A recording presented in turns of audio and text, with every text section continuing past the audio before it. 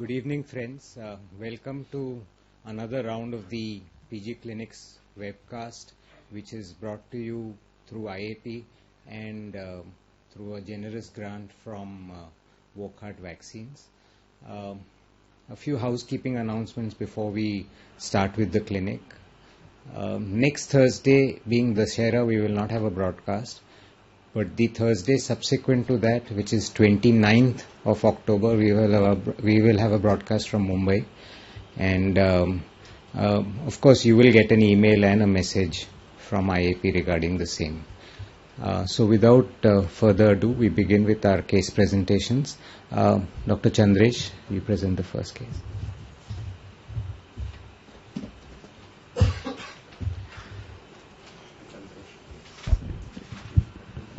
Good evening, sir. I'm presenting a detail of Shivranjali Dinesh Thorat, a second child of non-consanguineous marriage. She is a 4-year-old female residing at a Samtanagar, Koshara, Thane, Hindu by religion, admitted in hospital on the 12th October and examined on the 14th October 2015. Informant is mother and she is reliable. With the following chief complaints: fever since 2 weeks, paleness over face since 2 weeks, abdominal pain since 2 days, and cough with fast breathing since 2 days. History of present illness: Shivranjali was asymptomatic before 2 weeks. Mother noticed she developed a fever which was sudden onset, high, intermittent, 1 to 2 episodes per day, subsides with sweating after taking antibiotics. Fever was not associated with chills and rigor. She was playful in between the febrile episode. For this fever, mother took her to the doctor and treated with some medicine for 3 to 5 days. On inquiry, the yellow discoloration of the eye was there. It was told by the doctor to the mother. The fever was subsided within a week and thereafter afebrile, and she was afebrile and playful, but decreased appetite and paleness over a face was noticed by the mother. Later on, Shivranjali developed a fever which was the same like previous episode as mother for 2 days. There was a history of abdominal pain since 2 days. The abdominal pain was periumbilical region. It was severe, interfering with her routine activities. It was spasmodic, 5 to 6 episodes per day, not related to food, time or bowel bladder disturbance. It was subsided by itself. Mother used to take the child for deworming every 6 months from the Anganwadi worker. Shivranjali also developed a cough. There was since last 2 days. It was a gradual onset, dry in nature, more on lying down position, and she used to prefer most of the time to avoid the cough. There was no diurnal variation. It was associated with the fast breathing since 2 days, not associated with the chest indrawing or noisy breathing or cyanosis. After admission to the hospital, Shivranjali received oxygen, IV medicine, and 1 unit of the blood. Gradually, the fever, abdominal pain, cough, fast breathing was subsided. She don't have paleness as per a mother after receiving the blood transfusion. Blood sample was also collected from the parents. There was no history of vomiting, dark yellow urine, no history of weight loss, bone pain, no history of a rash or any history of bleeding diathesis, no history of the frequent blood transfusion, no history of a pain, swelling of digits, chest pain, leg ulcer, no history of a drug intake followed by the cola color urine. Past history: there is no history of a similar complaint in the past. There was no history of a blood transfusion, jaundice, TB or measles in the last 3 months. Family history: father is a 34-year-old and mother is a 29-year-old, having this girl having an elder brother 6-year-old, and there is no history of a blood transfusion or jaundice or any surgery or TB or diabetes in the family. Both elder siblings and parents are healthy. Antenatal history: mother was a 25-year-old when she conceived. ANC regularly went to ANC checkup at private doctors, and iron folic acid and TT injection was given. She felt a quickening on the 2nd trimester. Fetal movements were well felt till the delivery. There is no history suggestive of the PIH, gestational diabetes mellitus or antepartum hemorrhage. There was a 2 antenatal USG was done, which was normal. Birth and postnatal history: Shivranjali was full-term normal vaginal delivered with a birth weight of 2.6 kg and she was cried immediately after birth. Breastfeeding started after 1 hour of the birth and neonatal period was uneventful. Developmental history. She achieved appropriate her old milestone for her age compared to the other siblings. Gross motor wise, she walks up and down stairs with alternating steps, hops and skips. Fine motor wise, she draws a man with 3-4 parts beside the head. Language, she tells a story, knows a color. Social wise, she can wash face, brush teeth, and goes toilet by herself. Diet and feeding history. Exclusive breastfeeding till 5 months of the age, followed by the complementary feeding. Calorie intake of her is 1016 kilocalorie of 1350 calorie requirement, having a calorie of 334 kilocalorie per day. Protein intake of 23.8 gram, that was more than a required of 20.1 gram per day. Her diet also includes some milk and fruits. Immunization, she is completely immunized as per the national immunization schedule till 1.5 years of age. Socioeconomic history, she is living in a nuclear family with total 4 members, living in a pakka house, rented, 2 rooms with one separate kitchen, adequately ventilated and sanitary latrine is present. They use a gas for cooking, drinking municipal tap water, waste disposal in the municipal garbage through the municipal garbage collection channel, not using a mosquito menace. Father is a taxi driver, earns around 5,000 per month, educated up to 8th standard. As for a modified Kupuswamy scale, family falls in a lower middle class. On summary, there is a 4-year-old girl, Sifranjali, born to the non-consanguineous parent, presented with fever that was lasted for 1 week, subsided with a treatment with jaundice. There was followed by the paleness and decreased appetite for next 1 week, followed by the fever again started with symptoms of congestive heart failure with abdominal pain for 2 days. Required 1 unit of blood transfusion with a normal growth and development, and asymptomatic parents and siblings belong to the middle lower class.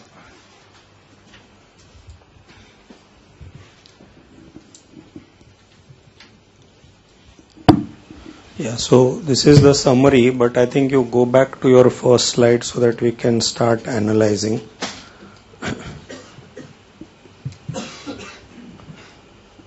Okay, so these are the chief complaints. So how would we think in the beginning when this child comes to us and we have these chief complaints? So he said fever since 2 weeks. Let's get the details of the fever, your next slide. Yeah. So these are the details of the fever. So at this point it is about 1 week duration. So what would you have thought when this child came to you with this fever?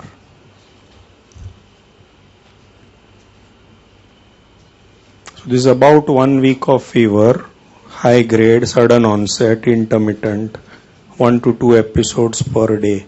So what would you have thought at this point?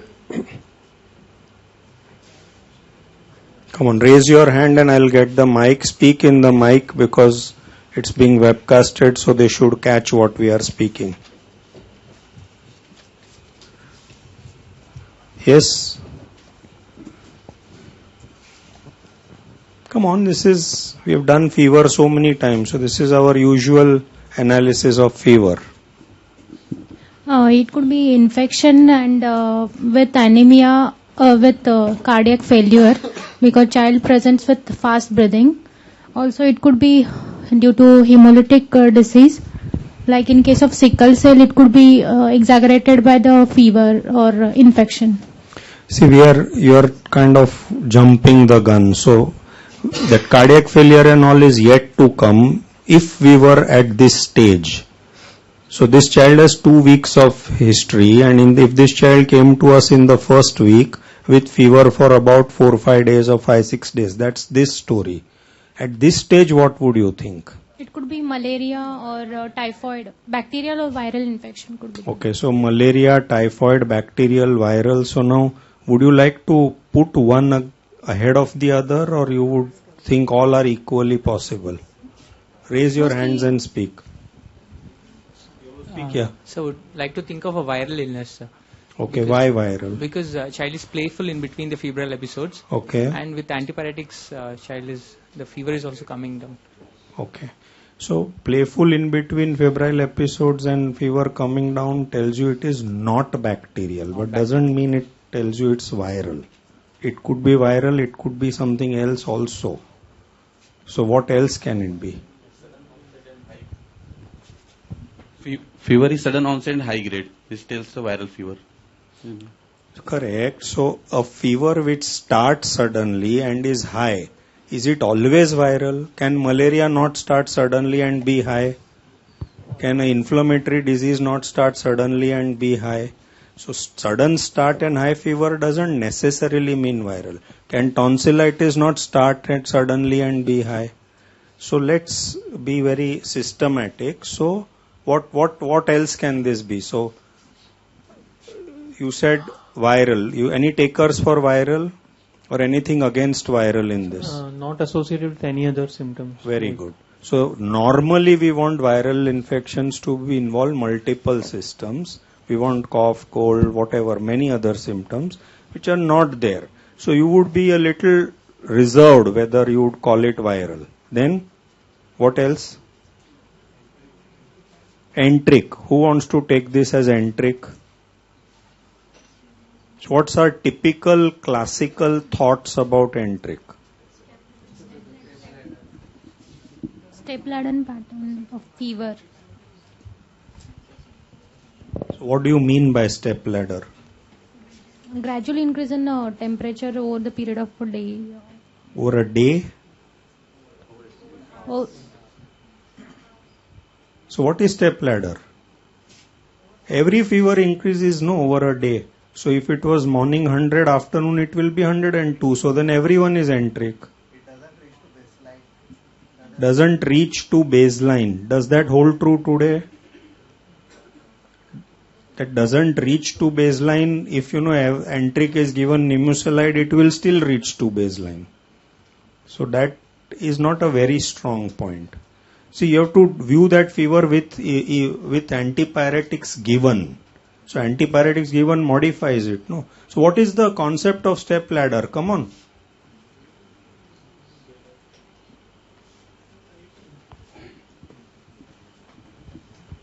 Sir, initially it is slow and it increases day by day, sir.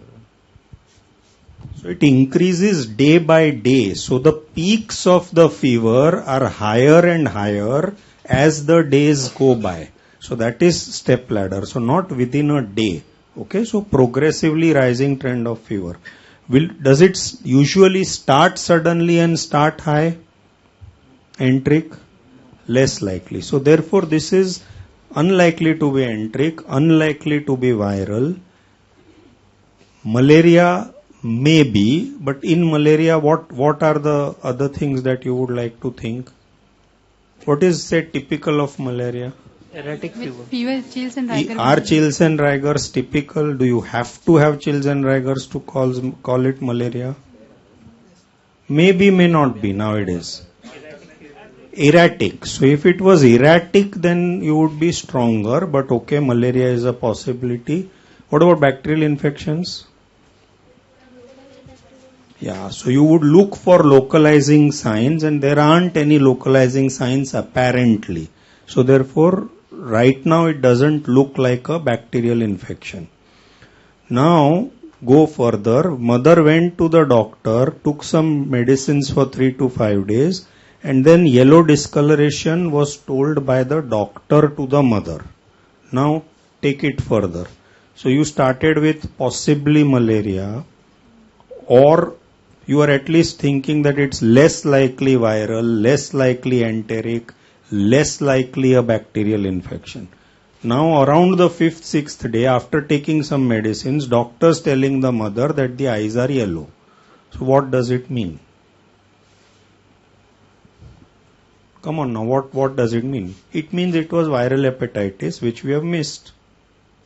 Originally it was viral hepatitis. We didn't diagnose it on first day. Now we are realizing it's viral hepatitis. Agreed or no? Who's saying no? Please explain. Sir, no history of any nausea or vomiting. Very good. So no history of nausea, vomiting, no history of prodrome. So are you strongly considering this is not viral hepatitis? Yes, of course. You are strongly thinking this is not viral hepatitis.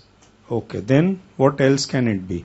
Now we'll call it enteric. No, enteric gets icterus by 5th, 6th day. So we were wrong initially. could be enteric. So what are your thoughts on that? Can enteric get icterus after a few days, and can this be enteric?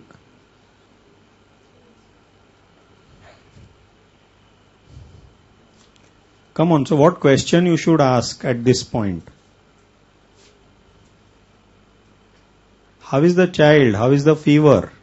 Is the fever continuing? Is the fever as high? Is the fever worse? Is the child better? Is the child worse? So you have to interpret that icterus in conjunction with how is the fever and how is the child. So if enteric were to get icterus, visible icterus, how should the child be?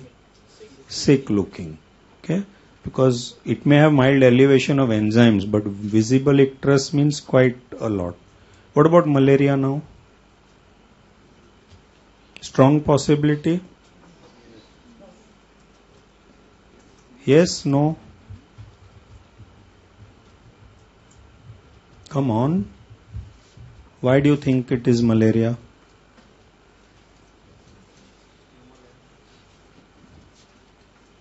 So can you give us this details? At what point did the fever subside? After 7 days, see the fever. So after 7 days means after appearance of icterus, or first fever subsided and then icterus was noticed? As per mother was not knowing as she is having a icterus, but fever is, she went to check up. At the time doctor told, so icterus was around 3 to 5 days at the when she went to check up. And fever subsided after that? After taking 2-3 days of medicine, the fever was subsided. Okay. 3 days she took a medicine for. So what do you think? What is the cause of this icterus? Is it a hepatocellular cause of this icterus, or is it something else? Is it biliary obstruction? What is the cause of this icterus? It can be due to the hemolysis. It can be due to the hemolysis because of the malaria. Okay. So, comments on when does icterus happen in malaria, in what situation, and some thoughts on that. When there is a heavy breakdown of the RBCs, then hemolysis and unconjugated jaundice occurs. Okay. So one question is, when will there be heavy breakdown of RBCs? And two, when there is heavy breakdown of RBCs, what else will happen besides icterus? High fever is there with. Okay.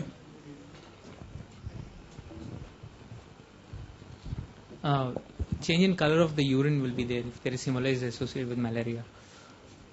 Okay, so that is if there is intravascular hemolysis, that's what you are trying to say? Yes, sir. Okay. So first question, when will heavy breakdown occur? When the when the parasite load is high. Okay.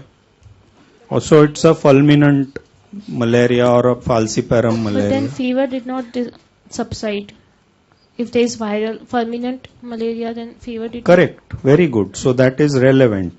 Second, what else will happen when there is heavy breakdown of RBCs? Pallor. So, pallor. So before icterus comes in, the clinical symptomatology will be of significant severe pallor.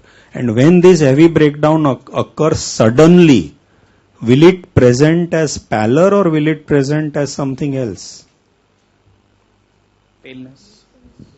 Sudden breakdown of a large number of RBCs, sudden drop in hemoglobin, what will happen? So, patient will go in shock.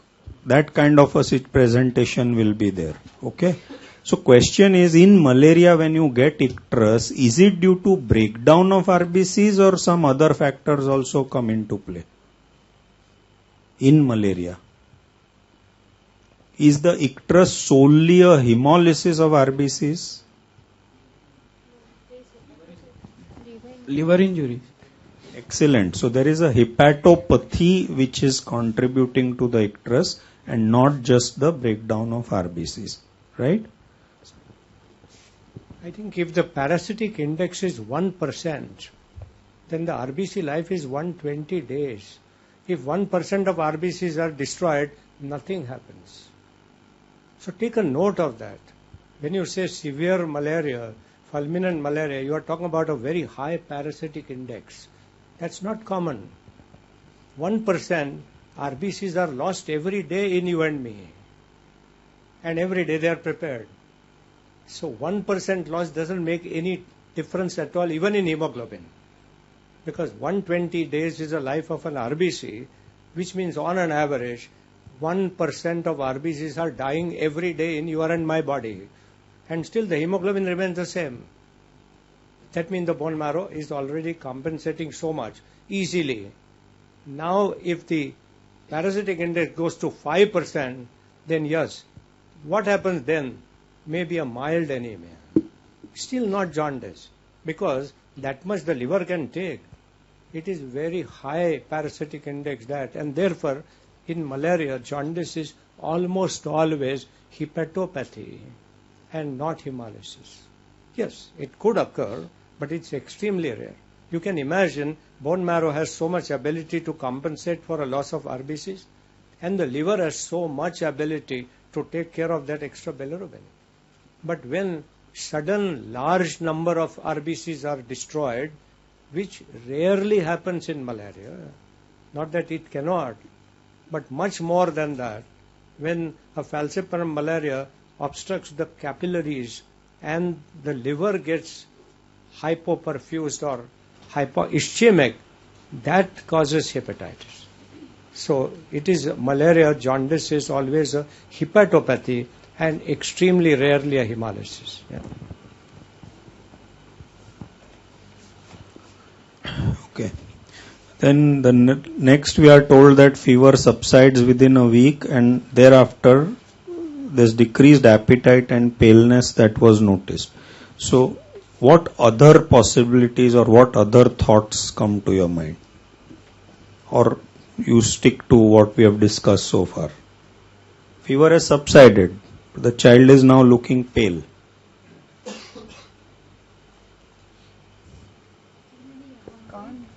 Ongoing hemolysis will be there.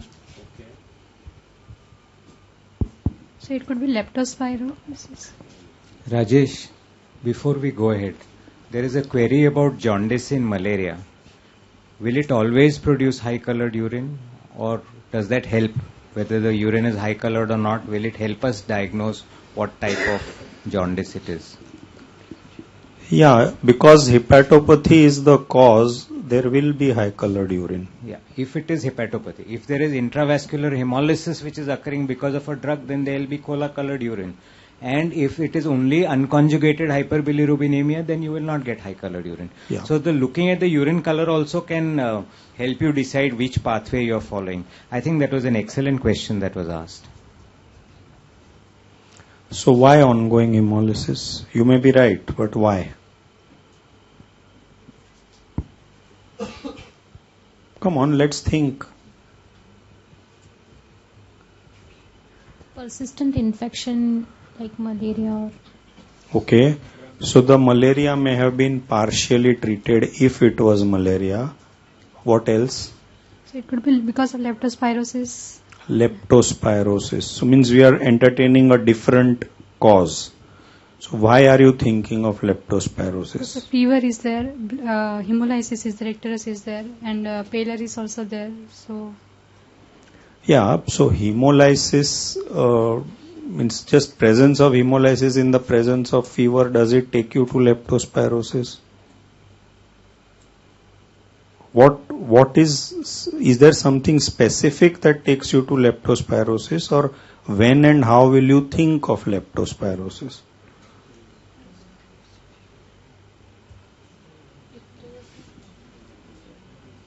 When do you think of leptospirosis?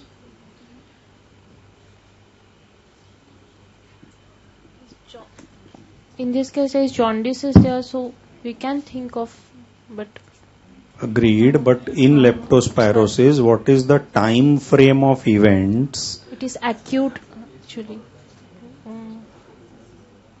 Acute what? Anybody? Rapidly progressive actually.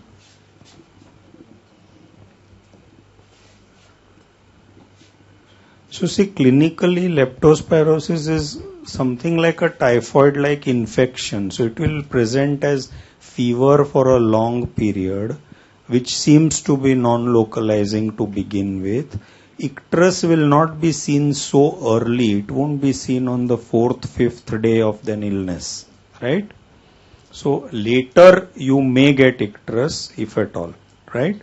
There will be lot of other symptoms. There's a lot of prodrome and many other symptoms, body ache, muscle pain, so many other symptoms will be there. Okay? Okay. So where were we? Sorry. Also in leptospirosis, the jaundice, as would call in the Wales fever, would come in the second phase. It comes as a saddleback or a biphasic fever.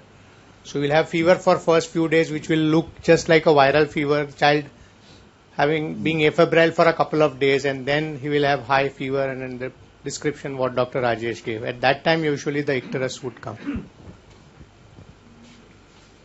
Anand, you want to say something?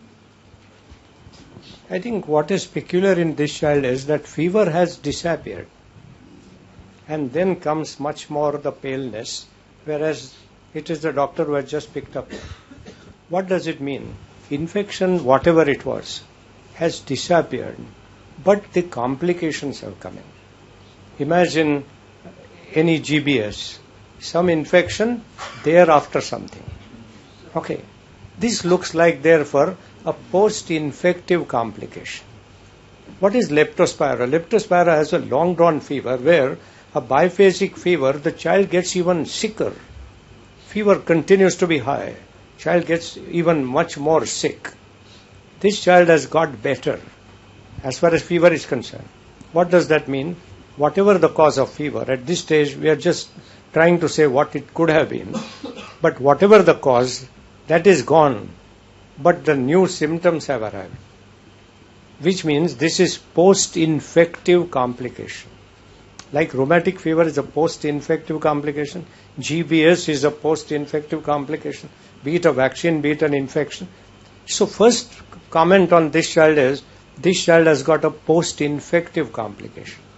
What are the post-infective complications? One, metabolic, another immune-mediated.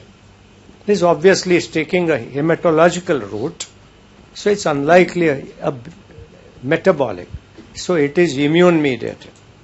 So this child has an immune-mediated anemia with minimal jaundice.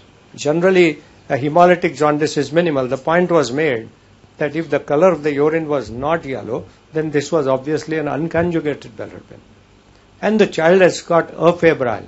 Has it been a hepatopathy of something? That means the problem is still going on. The child is going to be sick. A leptospira with jaundice is going to be sick. This child doesn't appear to be sick. In fact, he's getting better, but also getting severely anemic. So at this point of time, the conclusion is post-infective, immune-mediated, severe anemia. Now add a word hemolytic, because what we discussed, there is a mild icterus, there is no urine color change apparently. So now we say post-infective, immune-mediated, acute, severe, hemolytic anemia. Okay, call it an autoimmune or infection-induced, that's it. That is the impression at this point of time, right? So you're clear about how the story goes on. The infection gets better, but a complication comes up. I wanted to ask whether it's an ongoing process of hemolysis, will the anemia not appear a little later? Taking an example of an ABO incompatibility, the child may have jaundice and later on with therapy or something the jaundice disappears, but anemia makes its appearance later on and sometimes you may have to give in a transfusion a little later. Similarly, a small amount of hemolysis which has occurred at a given time will present as anemia a bit later, and therefore anemia now manifests while the jaundice has gone. Actually, the typically acute immune-mediated hemolysis is an acute onset hemolysis. And every cell could have that antigen which these antibodies fire off. So it is often a typical autoimmune hemolytic anemia present with fever and anemia of a short duration. And if naturally large number of RBCs are hemolyzed, you also get an icterus. So in fact, I would say that when something happens suddenly, severely, it is likely to be immune. If something is happening slowly, well, one could imagine what we wanted you to start the story is how well the child was prior to this. We want to be very sure that he has been a normal child in terms of growth, development is said. If that is so, then yes, acute immune-mediated disorders come very fast, and I won't be surprised. A typical acute autoimmune hemolytic anemia presents with fever and anemia of a short duration and a mild icterus. Anemia is disproportionately severe as compared to icterus. So I will still go by that because the story looks like that. Sir, would the degree of hemolysis decide, for example, in ABO, the degree of hemolysis is lower and slower, that's why it comes late, as against that RH comes with a bang, because RH is a huge amount of hemolysis. Any situation where there are enough antibodies produced and there is an antigen in every red blood cell, so why should not it hit every red blood cell? Okay, RH is a classical example where in no time, in fact the jaundice goes on increasing in an RH every 4 hours. Why is that so? Because so much of RBCs are getting destroyed. And pallor also comes up immediately. Yeah. So I think it all depends. In fact, immune mediated would go down. So there are some queries here. First one is there was a thought process that the anemia in malaria could be because of splenic sequestration. Well, I would imagine you would require a huge spleen for that to happen. So routinely you would not expect the malaria. Absolutely. The other component was that, other thought was that could this be an HLH with malaria, but again you would have a very sick child. Absolutely. So, HLH is a complication where the sickness continues. Yeah. Persistence of fever would have been there. In HLH, fever wouldn't have gone. Yes, fair enough. And the third comment was that in this age of aggressive antipyretic use, how will you diagnose a biphasic fever? Well, once you have stopped your antipyretics and there is definite afebrile period for 24 to 48 hours, that's your biphasic, and the fever recurs, that's what we call as a biphasic fever. No, and also there is, even when you have the fever, even if antipyretics are used aggressively, you wait for the action of antipyretic medication to go away and the fever comes up. This is what we call as a rhythmic fever nowadays. Correct. And when we are talking of the biphasic fever, let us clearly understand that if we were to give antipyretic round the clock, it will still not prevent that second phase of fever from coming. Means you cannot suppress a fever to come by giving prophylactic antipyretic. So therefore, his point was that with aggressive antipyretic use, you may not know when the fever is gone and come back. That's what his thought was, but fever will definitely come back and you will recognize. Antipyretics never bring down fever to normal. If fever has come down to normal, don't pat yourself. Nature has done it. Okay, and here is the child for 2 days, he has been all right. Not your paracetamol. Just a point about the biphasic. Occasionally, the both phases overlap each other. And that becomes difficult. Typically, you are lucky if you get a biphasic of influenza or a leptospira, etc. But occasionally, what looks like a leptospira doesn't get well, but the second phase comes. Now, how would you pick up a second phase when the fever is continuous? The answer is, child suddenly gets worse. So here is a child of leptospira who is spiking fever. He's not so sick looking still. And then suddenly the fever rises and he got sick. So even a behavior change, the sickness worsening, even when the fever continues, is to be considered as a second phase of illness. And I think this is not also rare, that second phase overlaps with the first, but the child suddenly goes down. It's a complication. Imagine a pneumonia who is having high fever, who is breathless. And after 3-4 days, he suddenly gets severely breathless. On treatment, empyema has developed. Fever continues. Fever of pneumonia continued into fever of empyema. Fever may get worse, may not get worse. Even pneumonia will have high fever. What more fever an empyema gives? But empyema gives more sickness. Now that sickness needs to be looked into. So I think this is where we stand on this. So just one question here. If it was a boy, we would have definitely entertained G6PD as an option. But 10% autosomal dominant and girls can also have G6PD. Just a point to keep in mind. Absolutely. A very good point we had overlooked. I think G6PD stands to be that. Could it be hereditary spherocytosis? Spherocytosis doesn't need any reason to just go worst. Spherocytosis is a continuous process. And that's why I wanted also to know whether this child has been growing well or not. A child with spherocytosis may look all right, but he's stunted. He may have an abdominal distension, etc. He would be mildly pain. So not here spherocytosis. Means you are saying that the icterus is accidentally noticed because the patient went to the doctor. Sir, doctor noticed the icterus, mother could not have But that noticed means it. you are separating two illnesses totally. We are bringing one illness together. Sir, G6PD as a result of drug will produce intravascular hemolysis. And the child, if there is a pallor, the child should have had high colored urine, Coca-Cola. So in the absence of Coca-Cola colored urine, acute hemolysis, intravascular, drug induces. And further, even if G6PD deficient, at least chloroquine may not cause much hemolysis. So we don't know what drug was given, of course.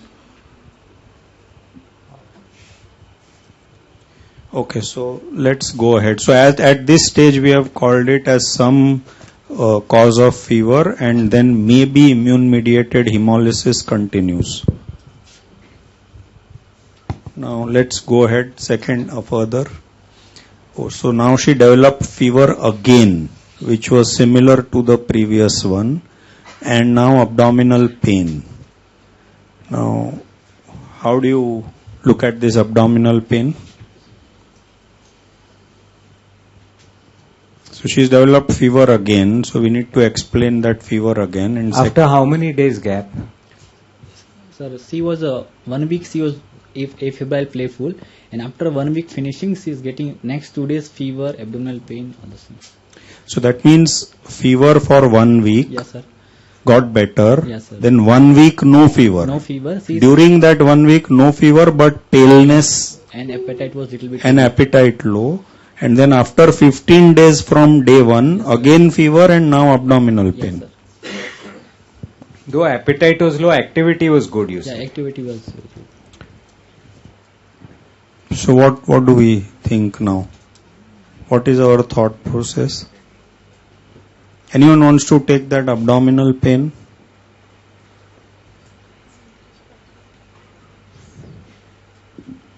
So immunity involved various systems. I think along with hemolytic anemia, it may be due to the autoimmune hepatitis also. If there is involvement of autoimmune hepatitis, it can lead to the pain.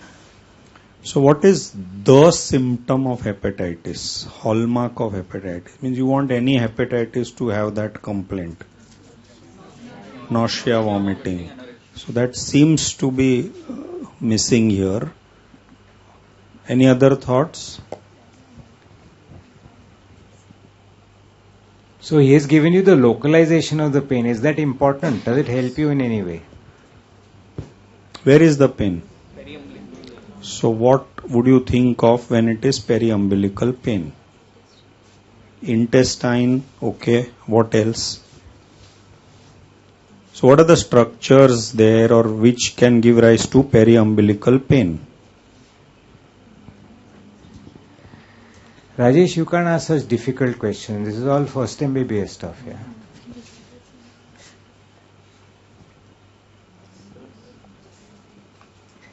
Come on, sir. Sir, intestinal pain can be periumbilical. Functional abdominal pain can be even periumbilical, and pancreatic pain can also be periumbilical region. So what is the blood supply? Which is the vessel which supplies those... which artery is involved when you talk about periumbilical pain? Middle mesenteric artery. So what is the blood supply? What does it go to? Small intestine is one. What else does it go to? Sorry, we are getting anatomy into this. What else does middle mesenteric artery supply? Midgut. Embryologically, midgut means what? No, so what else besides intestine? appendix. Okay, then No, don't be kind to them. How is it appendix? appendicular pain starts in the periumbilical region, no? So they are jumping to that. Pancreas is not middle mesenteric artery. Come on. Pancreatic pain is localized where? Epigastric region. So come on, what are the other organs below the umbilicus? Have you heard of something known as the omentum?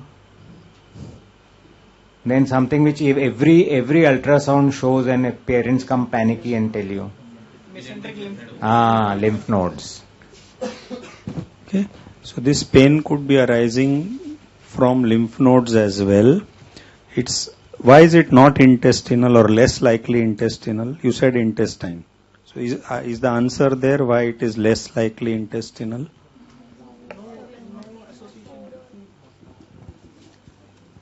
Not associated with the food, and diarrhea, vomiting, other symptom is not there. So there are no other intestinal symptoms to go by. What about the fever now? What is your thought process? Fevers come back. So that same infection has come back, biphasic fever, leptospira now, we were wrong initially. What is it?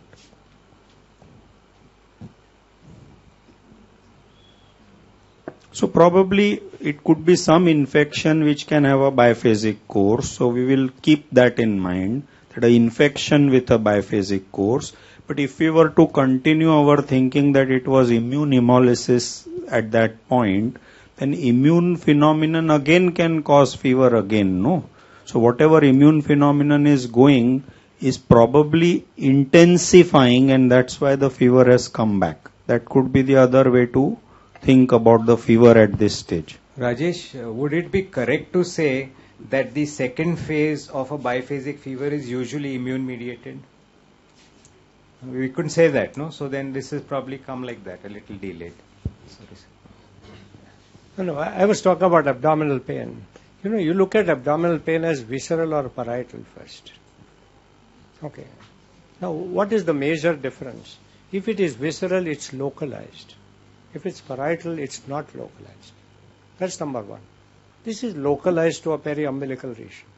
So this looks like a visceral pain coming. Now look at further, spasmodic. Has to be from intestine, biliary system, or the ureter. One of the three things. So you would have asked now, let me ask the history about diarrhea, constipation, vomiting, etc. That might become intestinal. Any urinary symptoms? That could become probably a ureteric. Okay. And otherwise the bile duct. Now combine bile duct with anemia and all that. Okay, we are combining that with what happened in the past.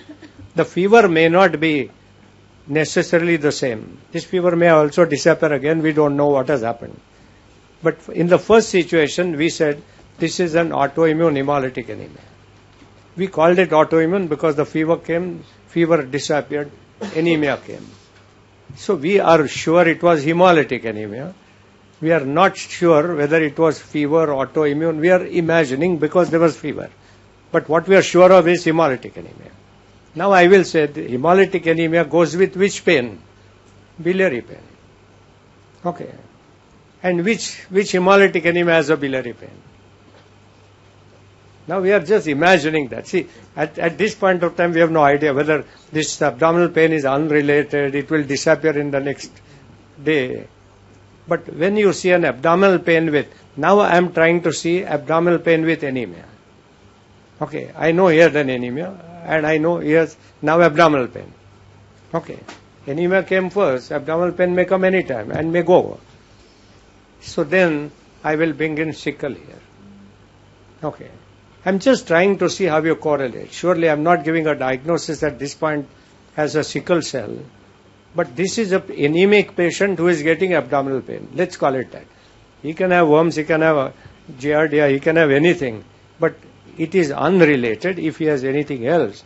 But if it is related, then which hemolytic anemia has an abdominal pain, spasmodic? So then the sickle should be discussed. Now why should sickle get first time what looked like an immune hemolytic anemia? We are still confused. Okay, but this is just one way of going. But it certainly looks like a visceral pain out of a tubular structure. And coming in episodes, that means attack of pain. Episodic spasmodic pain has to be a tubular in origin. And therefore we will say intestinal, or in this child I will even push my biliary tract. So at this point where we are more confused now, but that's the fun of clinical medicine. Okay. We will know at the end where we went wrong in that. 1 minute, I'll pass on the mic to, please pass on the mic to her.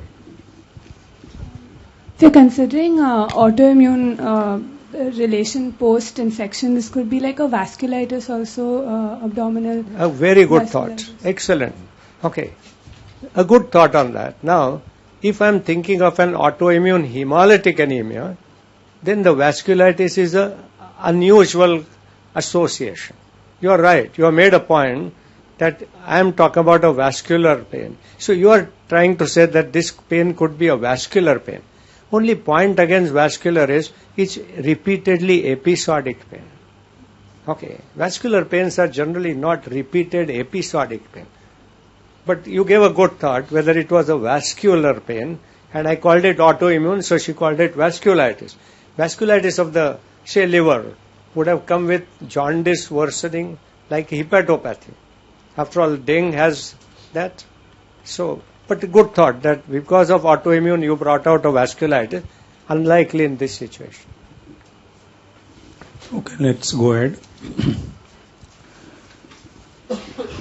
She also developed cough since 2 days and fast breathing since 2 days. So this is at the same time as the abdominal pain? Yes, sir. Okay. So now how do you interpret this? Cough and fast breathing. So this can be due to the pleuritis? This can be due to pleuritis. Okay. So what would you want additionally? Chest pain. Okay. So if it is at the stage of pleuritis, it must cause chest pain. Okay. Any other thoughts?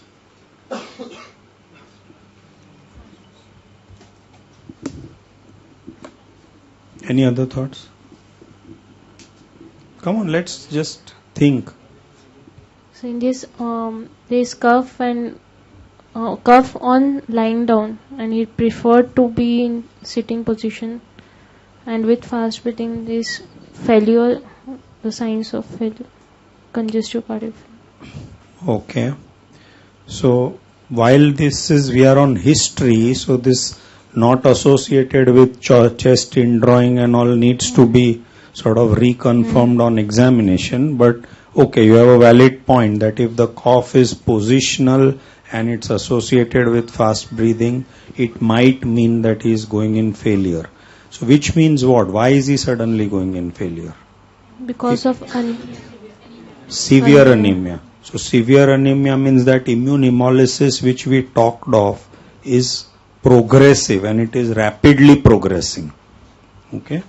So if so, then what else? What other thoughts come to your mind? So why should it rapidly progress? So one could be that autoimmune hemolytic itself. But generally does a autoimmune hemolytic go to the stage of coming as failure? So what else? Sickle. Okay, so some pre-existing abnormality was there already and he's gone into a crisis. Is that what you are saying? Okay. What else? Any other thoughts? There was that suggestion from the web that this could be HLH. So what about that?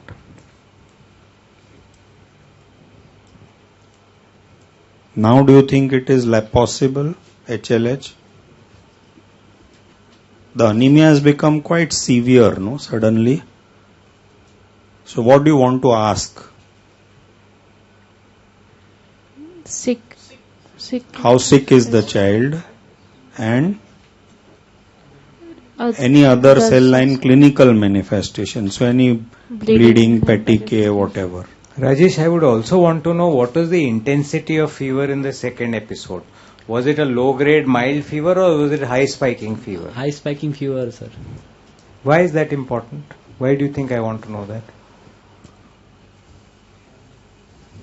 Answer.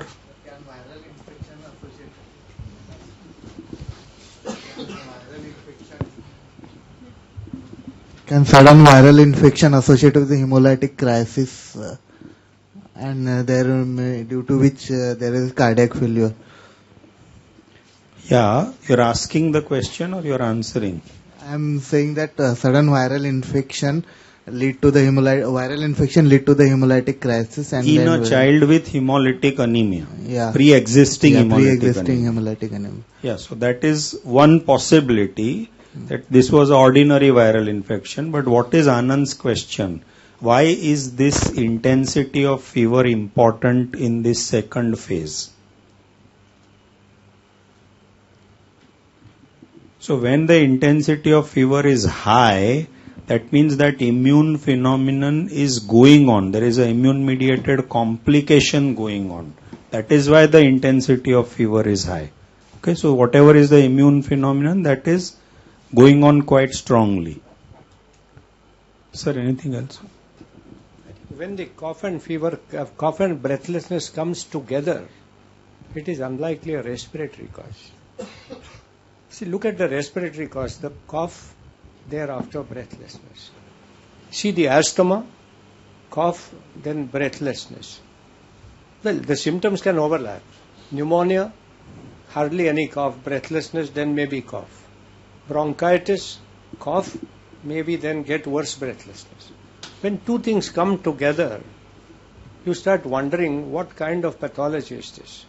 Well, exceptions would be there. An acute asthmatic episode doesn't cough often. He comes with breathless. Otherwise, he is coughing and then he may get breathless. So two together, if the story is right, that both came together, then this is very likely not a primary pulmonary, but maybe a cardiopulmonary disease. Okay, we just keep all these small things. I'm sure in medicine there are many exceptions. We are just trying to discuss how each symptom and its sequence of events comes to give us some thought process. And therefore, this may be a cardiopulmonary. That's why maybe this child has a cardiac failure. Just one point what Rajesh made is that if in between there was 1 week of a febrile period, then possibly it is not the second phase we are talking. Second phase does not wait too long. It's just a day or two, or often overlapping, as I said. So this looks to be a child who is somewhat again coming out with another infection till we know what it is. And we don't know at this point of time what really is happening. But possibly not the same disease, not same immune phase. And now this child is probably getting into a cardiac failure. Now it could be that when there is a pulmonary congestion, this child is also likely to get infected again. So it could be something that is unrelated to my first fever, and that's how we would look at it at this point. So exactly, this particular child, afebrile is one story, but afebrile and playful is a very important one. So ongoing immunological process for 8 days was not there. This particular child completely recovered from this particular process. He was playful, not only absent. And now he has got fever. So this is recurrence of the same damn fever which came again.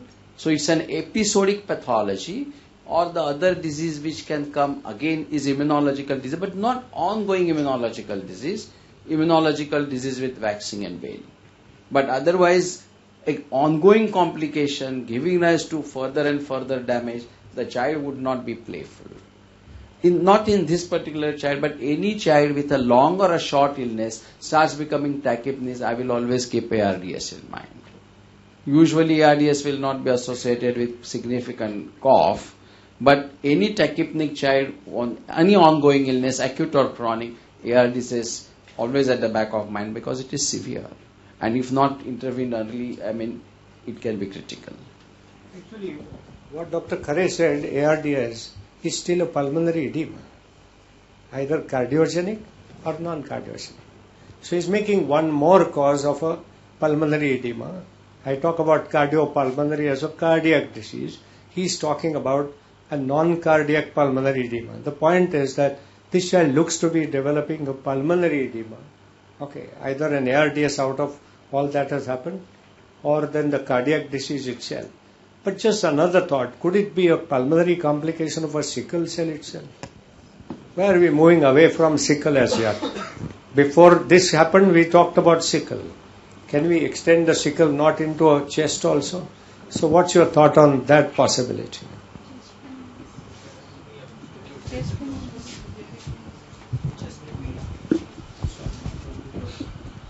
In acute chest run, there should be chest pain associated with severe chest pain. There is no pain in this child. Sickness also, severity.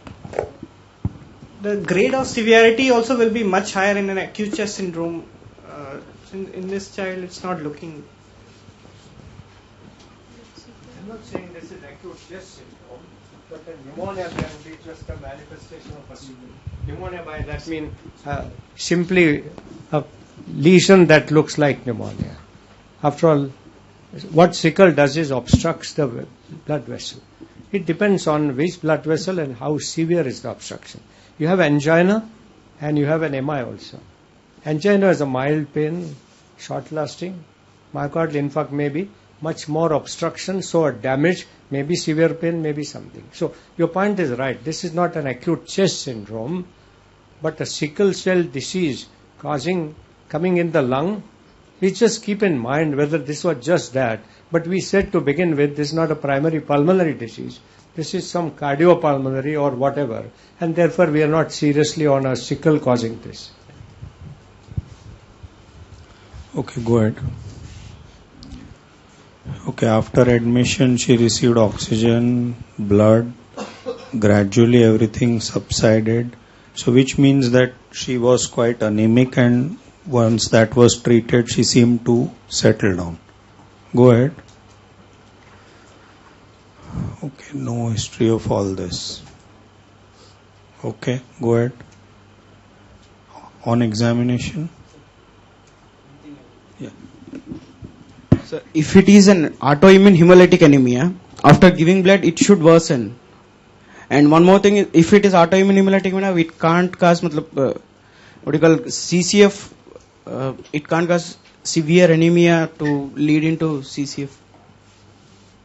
Correct. We discussed that just the classic autoimmune hemolytic anemia usually doesn't progress to reach CCF. We discussed that. So this could be some other immune hemolysis, and that's why we were wondering what else can it be. One possibility is pre-existing sickle which has worsened. We don't know the history before, whether this child had any problem ever. Okay. So now we'll come to examination.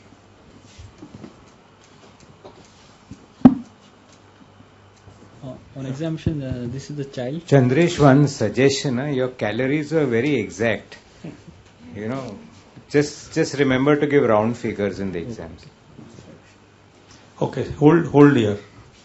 So can we just try and do some inspection and see what do we want to say? General comments on inspection, positive or negative?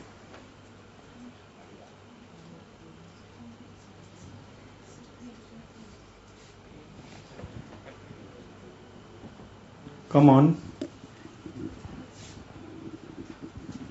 I'll give you a clue. Tell me whether he's sick or he's comfortable. Tell me he's grown well or not. Okay. Then we are talking about hemolytic, look at his skull, whether it looks big. Okay. Look at his abdomen. Look at where the umbilicus is. Is it little lower down, suggesting upper abdominal thing? Start talking like this. Come on, start talking now. Child is comfortable. The growth wise is well. So 4-year-old, he looks normal. Okay, then hemolytic faces. No hemolytic faces. No hemolytic faces. Abdominal distension.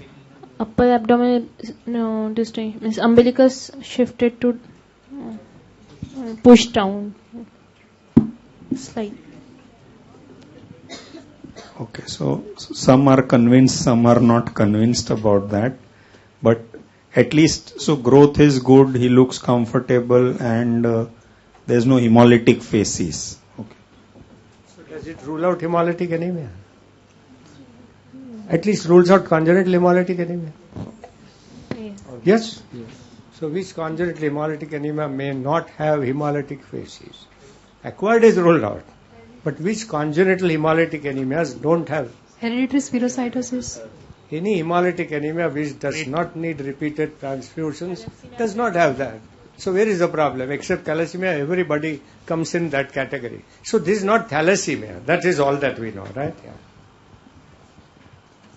Okay. Go on. On general examinations, he appears conscious, oriented, comfortable, not sick, lying on a bed, having an IV canal on the left hand, averagely built and well. We can't hear you. Averagely built and well nourished. Vitals, temperature 99 Fahrenheit in a left axilla, pulse is 102 per minute, normal in volume, regular in rate and rhythm, in a right radial artery, all peripheral pulse equally felt, no radial or no radiofemoral delay. Blood pressure is 106/60 mm of mercury in the right brachial artery in a sitting position. Respiratory rate is 28 per minute, regular, abdominal thoracic type. Further, on a general examination, like icterus was present, no pallor, cyanosis, clubbing, edema or lymphadenopathy. JVP was normal, head shapes appear normal, no facial dysmorphism or frontoparietal bossing, neck normal. On a skin, one capsule-like spots of 1 cm size over the right lower abdomen, and there was no rash over the skin seen. Eyes, icterus is present, cornea clear, pupil equal reactive, round reactive to light. Fundoscopy was not done. Ears normal, mouth, oral cavity normal, normal tongue, limbs, joints normal, spine column normal, no sternal tenderness or sign of liver failure. On anthropometry, she is having a weight of 13.8 kg. According to the IAP classification, she is normal. According to the weight for age, as per WHO, falling into 2Z, -2Z to -1Z score. Weight for height on a -2Z score. Length is 104 cm, falling on the -1Z to the +1Z score. Head circumference 47 cm. Mid upper arm circumference 14 cm. Abdominal system examination. On inspection, shape of abdomen is normal. Normal abdominal movements with each inspiration. Umbilicus normal position and inverted. No scar, dilated veins or pulsation. Groin and scrotum normal. On palpation, on superficial palpation, abdomen is soft, non-tender, no rigidity, guarding or lump palpable. On a deep palpation, the liver was enlarged, but was 4 cm below the right costal margin, with a smooth surface, firm in consistency, smooth margin, non-tender, moves with respiration. While the spleen was 3 cm from the left costal margin to the 3 cm enlarged from the left costal margin to the tip of the spleen, was firm in consistency. Splenic notch was palpable, no other lump or swelling palpable. Percussion, the liver span was 8 cm. It was enlarged. No sign of free fluid was present. Auscultation, bound sounds heard normally. No bruit heard. Groin and genitalia was normal. Respiratory system examination, respiratory rate was 28 per minute with normal respiration. It's all normal, no? Yes, sir. Chandra, is it a boy or a girl? Girl. How she has a scrotum? You said scrotum is normal. I mean, you don't confuse us like this. She looked like a boy, no? That's why.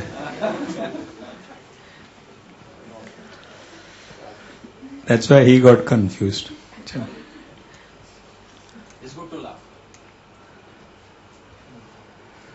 Okay, so basically on examination, what we have got is icterus and hepatosplenomegaly, right? And nothing else. So I think all and along. no pallor. Correct. Liver is firm. So all along we were totally missed wrong. a liver disease. We have missed a liver disease. No pallor. Okay, firm liver, jaundice. What more you want? There is no anemia at all. Why are we talking about anemia? This is a liver disease.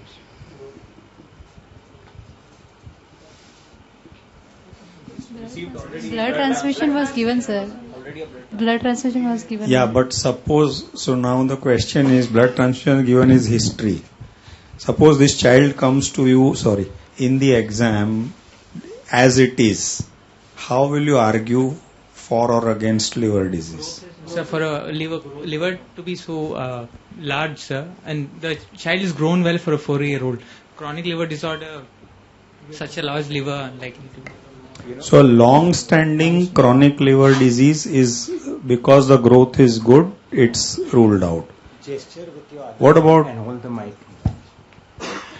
about something like, say, chronic active hepatitis or something which has not yet disturbed the function a great deal to affect the growth? Is that possible? So in this, there is no high-colored urine or hepatitis, like which and. Okay, very good. So the one important point here would be that if there is no high-colored urine, then you know that this icterus is not conjugated, and therefore that will be a strong point. What else? Even other symptom manifestation like nausea, vomiting, anorexia, it is not there. Yeah. So means when you go back into the history, you will find that there are no other symptoms of liver disease. I think if this is a liver disease, is acute or chronic? Chronic is ruled out because his growth is good. Acute is ruled out because there is a spleen. That's enough. Okay. Now, acute hepatitis doesn't have splenomegaly. Chronic liver disease may have a spleen, but growth is normal. So both are out straight out. Sir, liver is firm. Acute liver disease has no spleen. Okay. And a chronic liver disease have no normal growth. So that's enough to say that this cannot be a liver disease. So sir, his question is, if liver is firm, that means it has to be chronic liver disease. What is firm? Firm liver means that it is occupying normal hepatocytes, and the normal reticuloendothelial system is now having something else in it. That's why it is getting stretched. It could be a congested liver which looks a little firm. A fatty liver may look a little firm. So it is not. When it becomes severely firm with a sharp edge and now hard, you know it's a fibrosis. Okay. Otherwise, every liver that is not soft will be called firm. After all, what is firm when it is not soft? And what is an enlarged liver? Almost always, never an enlarged liver is soft. And if you thought that the liver is large and it's soft, then you have missed the upper border. It is a pushed down normal liver. So don't call an enlarged liver as a nice soft liver.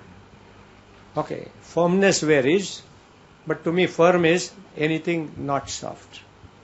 And that's the firm. So don't go by the firm. We just wanted to trick you to say that in an exam without history, you will still call it not a liver disease. And therefore it's a disease with liver and spleen, but not a hepatocyte disease. And then there is an icterus, then you will call it a hemolytic disease. Right? So now what's your final diagnosis? How will you discuss?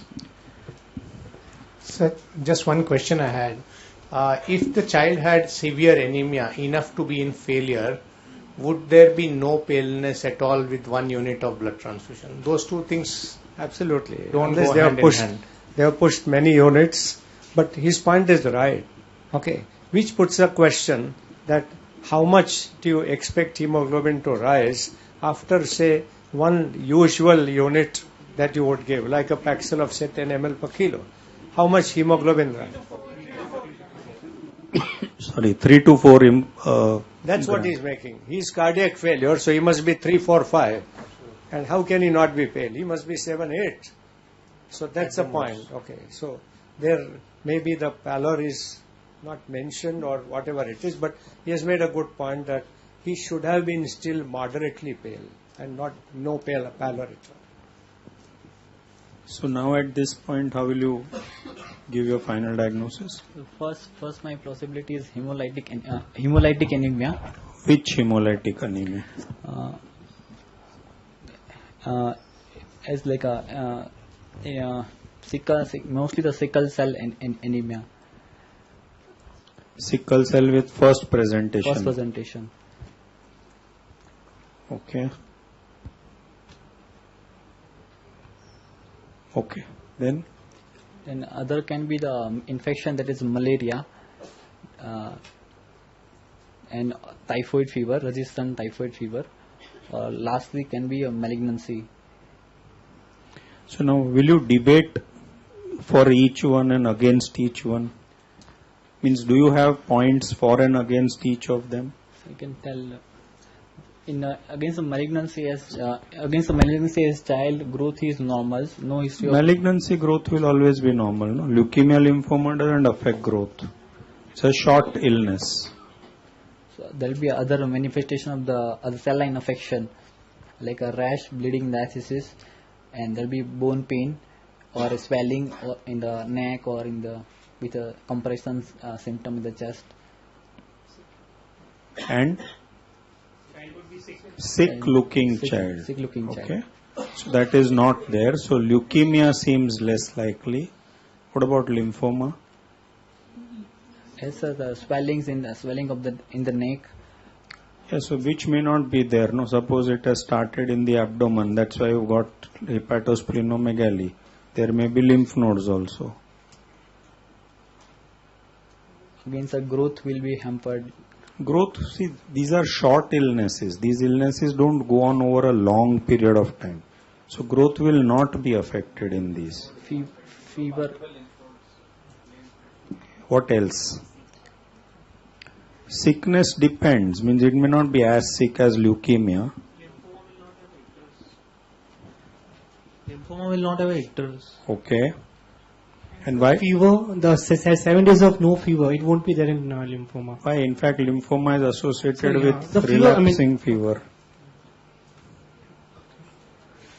The anemia, no? Why should the lymphoma suddenly go into so much anemia to need a blood transfusion? That is very funny. Okay. So I thought that was a point against. Then Infection, malaria and typhoid fever. Like malaria can be a resistant malaria that is occurring again and giving for the diagnosis that resistant malaria with requiring a blood transfusion with coming with hepatosplenomegaly. okay. So we discussed that in malaria, for it to cause hepatosplenomegaly and icterus, it should be quite a sick child. Okay, sir. So that seems to be odd. What about typhoid? Typhoid, sir, again the child be worsen at this presentation. Child be having a complication of the typhoid fever like intestinal perforation or No, there need not be those complications. No. Again sick looking, sir. So besides hepatosplenomegaly, you should have some intestinal tumidity also. You should have distension of abdomen, gaseous distension of abdomen, which is another sign of typhoid. And then that icterus is also odd, persistent icterus, right? And again, that so much of anemia requiring a blood transfusion doesn't fit in there, right? Yes, sir. Okay. Anything else besides this? What about infections, general infection?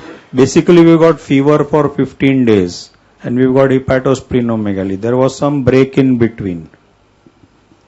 So what about generalized infections which, say, why can't it be disseminated tuberculosis? Can it be disseminated tuberculosis? Weight is appropriate for the age and no sick looking.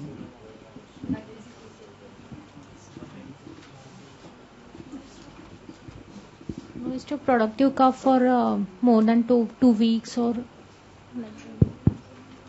So interfebrile is fine and fever is not there for in between and there is no weight loss is there. So usually who gets disseminated tuberculosis? Well nourished or poorly nourished? Poorly nourished. This guy is well nourished, so you won't think of it as your that first. is the most important point. Disseminated tuberculosis need not have cough with expectoration. Weight loss in these 15 days, 20 days, we don't know. So we can't argue that as for or against. So the origin, the starting point is very important, that who should get disseminated tuberculosis. Okay? I think typhoid, etc., you need not talk about it at all.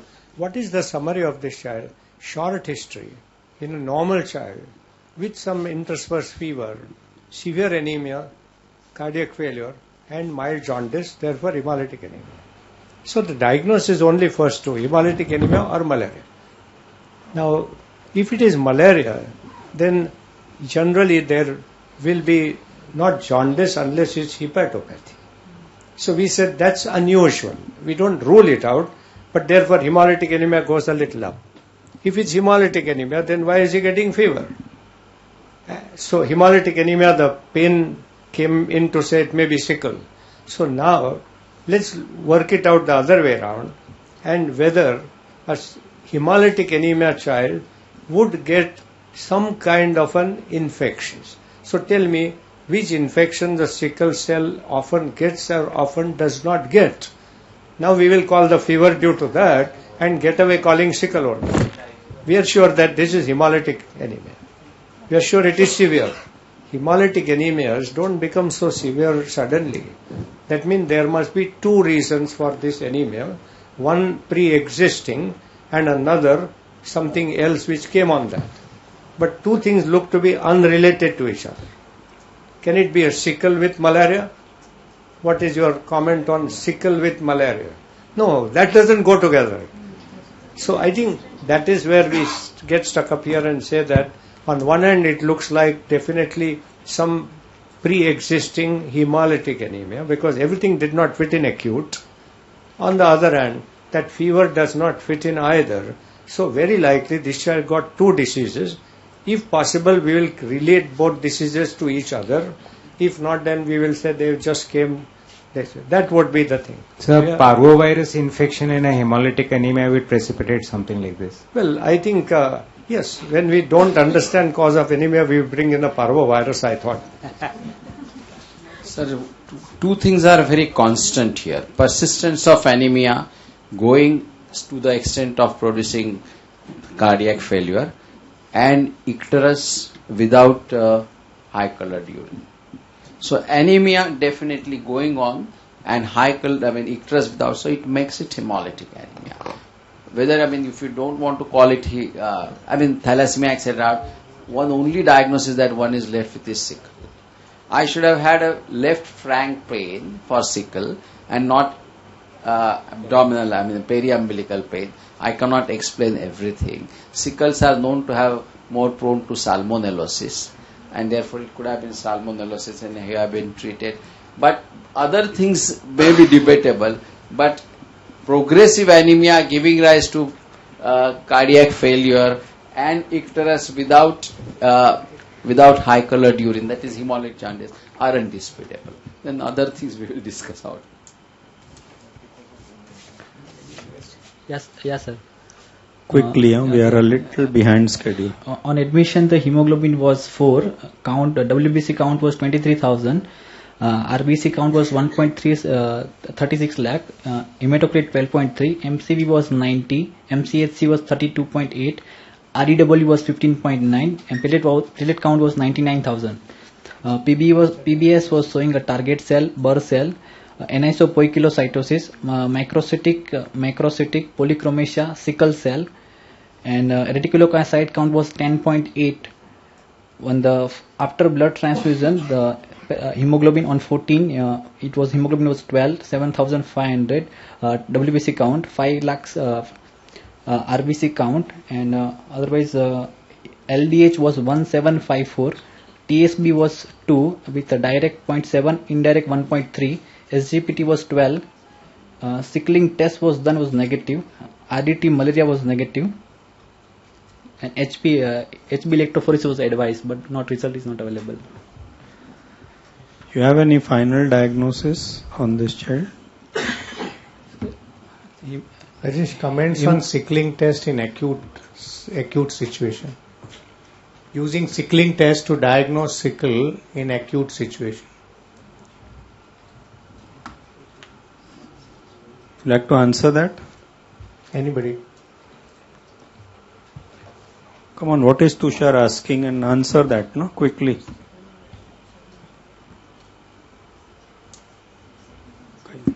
So he wants to answer. Sir, in acute stage, the ongoing hemolysis is going on. So the circulation contains new cells. That's why osmotic fragility or... Just like G6PD, in sickling, when there is acute hemolysis, the ones which are easily sickled are already out of the circulation, and so you may not get a sickling test positive. So you have to wait. Plus you are... Also, if the reagent is not freshly prepared, you are going to get a wrong case. And in areas where sickling is endemic, they may be aware of it. Here, if we do it once in a way, you may use a stock solution, and you will get so better repeat sickling with a fresh solution. You may get it positive. But I thought a large spleen is again sickle. Agreed? Large spleen is again sickle. You want a small spleen. No, it's not true. Why should a spleen become small unless there have been repeated influx? So large spleen, even into iliac fossa if you like, can be still sickle, which has luckily not had many influx and therefore it has not shrunk. So usual story of a small spleen in sickle is not true really. Sickle can have a large spleen as well. Yeah? You have another case, right? Yes. Come. Thank you, Dr. Chandresh. And the next case is being presented by Dr. Abhay. So keep one this on this side. Okay, yes, you have. Keep one in the front and keep one in the center. Pass on. Okay, and everybody speaks in the mic.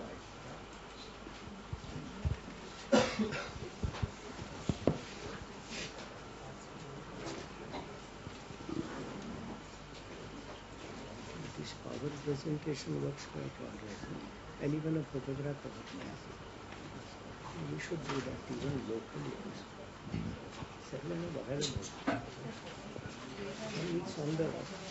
It's on there. A little more modern. I mean, Israel open a I think it's a good idea. We will insist on power. And later on we can get retrieval also. We can have them आणि चांगलं दिलं एक photography काढून आणलं तर नाही म्हणजे काहीतरी त्या मुलाला आणि त्या मुलाला इकडे बघून तरी आणखी काय केलं असतं काहीच नाही इनफॅक्ट कोणालाच दिसला नसतं इथे सगळ्यांना दिसलं टेक्निक वगैरे असेल तर मग गोष्ट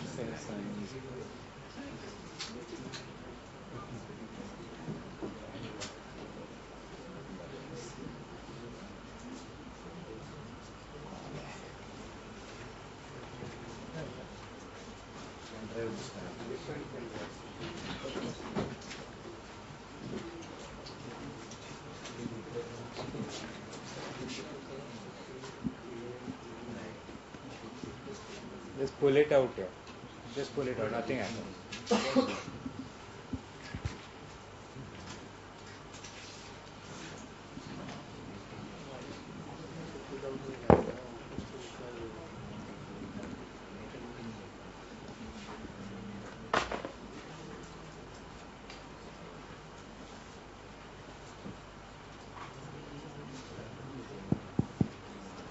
So we have an endorsement of Sir's statement. Dr. Sudhakar says that initially spleen will be large in a sickle cell.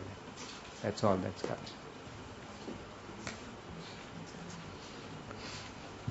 Abhay, you have to become Nirbhay now. Yes, sir. Thank you, sir. Good evening, everybody. Presenting case. This one.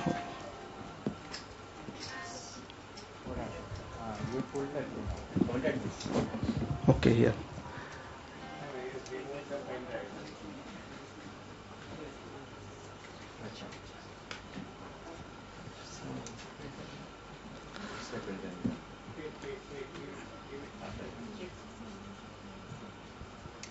Okay.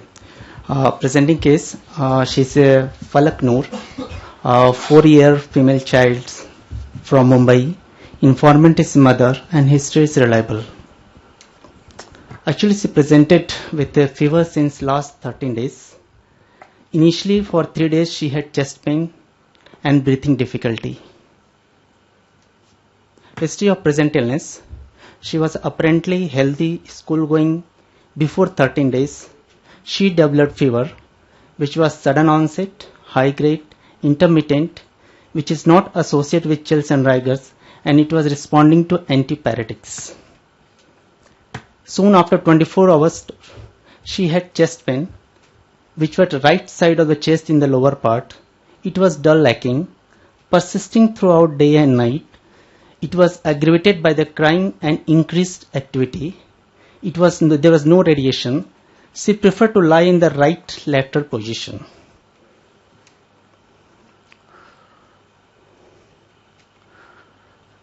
There is no history of any cough, noisy breathing, no history of trauma to chest, no history of anorexia, weight loss, failure to gain weight, no history of sore throat, difficulty in swallowing, ear discharge, skin boils, no history of any bone pain, weight loss or petechiae. With this complaint, she was taken to the local hospital. She was given oral medication. As fever was persisting and pain was progressive, chest pain was progressive, she was referred to the Wadia hospital. She was in the ICU for the 10 days, treated with the IV medication, and chest tube was placed on the first day of admission. With this treatment, chest pain and breathing difficulty is improved in 2 days, but her fever is still persisting, having 4 to 5 spikes of high-grade fever daily. Parents understand the severity of the disease. They understand the child may need surgical treatment if symptoms will persist. History of past illness. No similar illness in the past. No previous hospital admission. No history of contact with tuberculosis. No history of recurrent respiratory tract infections. Antenatal, natal, postnatal, it was uneventful. Growth and development is normal for age. She climbs up and down stairs, one step at a time. She can copy square. She knows few parts of body. She can tell small stories. She was an exclusively breastfed till 4 months of life. Complementary feeding started with rice water and dal water. At present, her calories intake is 1000 kilocalories, expected 1300 with a gap of 300 kilocalories. Protein intake is 15 gram, expected 90 gram with a gap of 4 gram. She is on mixed diet with a 2 non-vegetarian diet in a week. She was immunized according to the national immunization schedule. Family history: father is 35, mother is 32. Other 2 siblings are at the 9 year and 7 year. 4 persons are living in a single room with a poor ventilation. Drinking, they are getting water from the municipality. Nobody is smoking in the family. They don't have any of the pet animals. According to Kuppaswamy's socio-economic scale, belongs to upper lower class 4th. Summary: she was a 4-year-old female child presented with acute onset of febrile illness with right-sided chest pain, more in the lower part, and breathing difficulties. These symptoms are progressive and disturbing her sleep and activity with no other significant past illness. Improved with ICD placement, but fever is still persisting. Yeah, so come on now. What are your thought processes? Look simple to begin with. So what are your thought processes? Raise your hands. Sir, it's a respiratory, it belongs to the respiratory system and a lower respiratory tract, because cough with breathlessness, fast breathing is there, so more in the lower respiratory involvement. And then it is localized pain, and most likely it's a pleuritic pain to begin with, and as the history says, it gets relieved when the child sleeps on the same side. And then there is no cough. Yeah, so there's no cough at all in the history. So, but okay, so the pain is pleural pain. It is quite classical, right-sided, unilateral. The child is taking a right lateral position. So it could be a dextrocardia with a pericardial pain. I'm saying that if this was a left-sided, how would you have called it respiratory? That's why I was making it dextrocardia for your discussion. So convince us that it's a respiratory problem and not pericardial pain. Now this right side becomes easy, but I have given you a dextrocardia for that. Sir, it's increasing on inspiration and activity. The pain increases and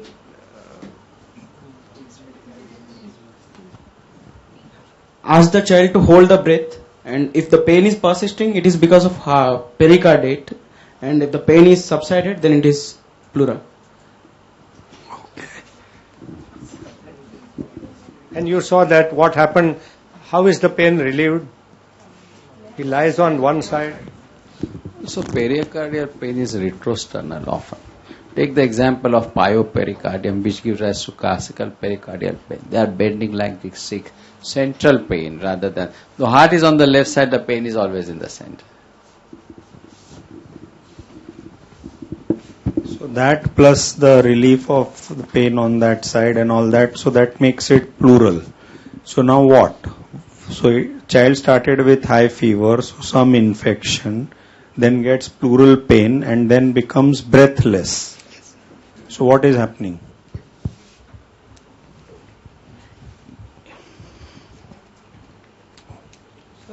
Comment on the sequence of events, please. That's what he's asked. That's what you're asking, no, Rajesh? Sir, it's some infectious etiology which begins initially with the chest pain and then... Correct. So tell me the anatomy. What is happening? You said it started as fever, so infection. Then there was chest pain, so pleura was involved. And then the child became breathless. So what happened? Effusion, sir. Effusion. So this child has developed a collection in the pleural cavity, right? Yes. Now take it further. So that's your anatomy. Now what is the pathology? So what is the etiology? Pathology is effusion. So what is the etiology? Bacterial, sir. Why bacterial? So localized acute onset and high fever. High grade fever, sick looking child. So high grade fever we just now saw can be immunological, no? So high grade fever is not only bacterial. So this time the fever high grade is associated with the fast breathing and is persisting and requiring the intervention. So is this a pneumonia or is this a effusion? First tell me that. It's an effusion. Did the effusion develop without an underlying pneumonia, or first pneumonia developed and then this developed into an effusion? As per the story. So without underlying pneumonia, then how can it be bacterial? Immunological. Bacterial is always first pneumonia, then the pneumonia gets complicated into empyema. So that's your bacterial collection of in the pleural space, no? And that was the point about sequence of events. They make so much difference. Looks, since there was no gap between a fever and then child becoming breathless, then having chest pain, it looks like more to a reactionary cause, immunological cause. Like at the onset only child was breathless with a fever. So if this sequence and everything is correct, this would look more like a primary pleural disease rather than a pleural disease which has spread from the underlying parenchyma, right? And primary pleural disease is less likely to be bacterial. So the initial story would suggest that this could be a tuberculous pleural effusion. Okay. Now after that, what happened? What was the story after that? So child was admitted to ICU, ICD was put. Then what happened? Fever continued. Yeah? Did you ask the parents about the nature of the fluid that was drained? Color or whatever. I mean, you can ask that on history, no? Okay, so that's actually the child was in ICU, so mother keep on going on, so they doesn't tell the correct what sequence was going on, so that's a difficult. So what do you think is happening now?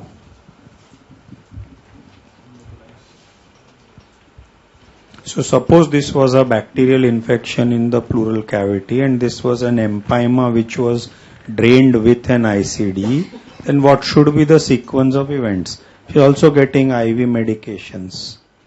So what should be the sequence of events of improvement? After the placement of ICD, then fever will subside because of the antibiotic and the collection which is the come out. In this case, there is no fever did not subsided. Then it is less likely empyema. So we discussed the initial presentation and now even the improvement after the ICD. When the so-called pus is released, the child should have got better, but fever persists. So that is also odd, yeah. Take the mic. Is there a mic there? Yeah. Since we don't know the exact fluid consistency or how the fluid exactly looked, we cannot be sure of the pus or whether it was clear fluid. There could be an abdominal, suppose there's a not mnemonic, I'm sorry, but the liver, if it is affected, there could be just unilateral right-sided pleuritic pain to begin with, and sort of due to the liver pathology, which was probably overlooked, there could have been. So you're right in theory. Now you take your same thought process further. So what kind of a liver pathology would give a reaction from the pleura? You're right. What kind of a pathology? An abscess. Very good. A liver abscess. Now, will a liver abscess be silent? So the liver abscess will start with excruciating pain to begin with, and it would not have the so-called classical features of the pleural pain, relieved by lying down on that side, etc. So that's why this is less likely. There's a very nice comment and says that if you're saying that this is pleural pain, then the moment it has become large enough to cause an effusion, the pain should have gone. So that's something which is worrying. Yeah.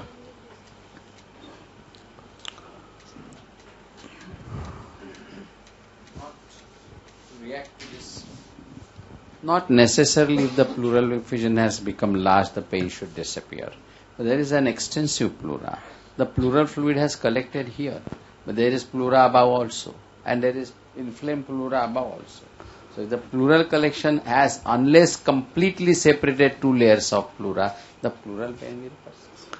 Therefore, presence of pleural effusion should eliminate pleuritic pain is probably not always. Sir, pleura is basically visceral and parietal, and the pain receptor in the parietal side. No, the point is, I think the point is, if the fluid is so much to accumulate to cause breathlessness only because of the fluid, then it will cause separation of pleura. By then the pain should go. You can't have it in patches, unless it's a pleurisy, which is a different disease altogether. If the inflammation is involving the pleura itself, the parietal and visceral You're fighting side. with me? No, sir, I'm telling. Yeah. If involving the parietal, visceral and parietal side of the pleura, then it causes pain somehow. No, that is fine. It is parietal pleura which will give rise to pain. That's not the issue. The issue is that it starts with pleural inflammation, goes on to become an effusion. So the point was that once it becomes an effusion, the two layers of pleura are separated. They don't rub against each other, and that's why the pain should reduce. That's the point that has come from the web. Okay? So pain is reduced after 3 days. So after putting the ICD and drainage, the pain and chest breathing difficulty subsided. Only fever is persisting. Yeah. That's what the point, which I think again you have not got what is being said. When the pleural fluid starts accumulating initially, there is what is known as pleurisy. The two pleura rub and that causes the pain. Moment the effusion increases, the two pleural surfaces are separated, and we know that it is increased because the child has become breathless. So there is significant collection of fluid. So the child will actually give you a story that I had pain on first day, but the moment breathlessness has started, the chest pain has gone. That is the point that is being made. Okay. So, which means that this fluid, pleura are still rubbing with each other in spite of the fluid collection. Yeah, but this also needs a very exact history. Exactly. So no, but I like the thought that someone has thought about it. Absolutely, very good. If the breathlessness has come in few hours, then it is definitely not an empyema. Okay. So this looks like, if we just go by what he has presented, then looks like that the breathlessness came up in few hours. That rules out empyema. But we need to be very clear about both the things that we are talking about. One, what is the relation of fever to sequence of events of breathlessness? A typical pneumonia empyema goes a bit slowly. And even from pneumonia to empyema, the sickness may get worse but not an acute breathlessness. So if this child is acutely breathless in a short few hours, then let us call it an immune-mediated disorder. We have done this in the past. A breathlessness in a minute is inhaled foreign body, pneumothorax, pulmonary embolism, occurring in few hours, immune-mediated. Asthma if it's coughing, or an effusion of a immune-mediated.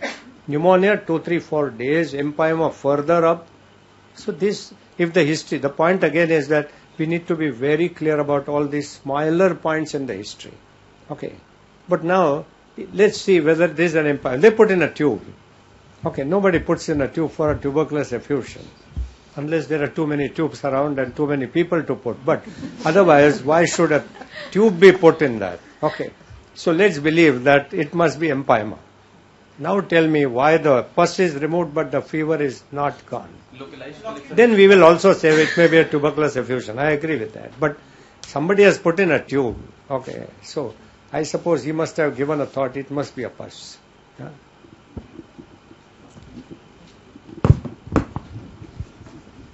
The empyema may be loculated empyema. So if it is loculated empyema, you are trying to say that all the pus has not been drained. That's what you are trying to say. In that case, why would the child now, breathlessness is relieved, no? So if breathlessness is relieved, that means a substantial amount of that collection has been relieved. So that is not the cause for persistence of symptoms. Any other thoughts? Antibiotic what? Antibiotics are still not sensitive. So the the pus point- has been drained, but still the infection is not been. I think the point that is being made is that the antibiotic you are using will not work on this organism. Yeah, that I got what he's trying to say. Well, I think both sirs will answer, but my understanding was that in an empyema, the moment you drain, the child should get better. Exactly. So the So that antibiotic is not less working. important than the... No, Rajesh, the point is that it may be Mycobacterium tuberculosis, so no antibiotic will work. That's what I was trying to say. I think if there is a sizable amount of localized pus, the fever will continue. Okay. So one possibility remains that they have just drained one pocket and there must have been a loculated empyema, so the other pocket is still remaining. Breathlessness has gone down because one big pocket has been drained. Possibility remains. Could it be a drug-resistant illness? Pus is drained, infection is not controlled, process is on. What about drug-resistant infection? And a third, somebody put in a tube, no, not very sterile, nosocomial infection. Now you argue between all this. Okay. Localized pus collection still is a possibility that we'll keep in mind. But what about drug resistant? Why not push to upgrade an antibiotic, whatever they are giving? Okay. Or must have introduced. You do a CSF and introduce an infection. No? Here is a tube. Could need us for infection to introduce.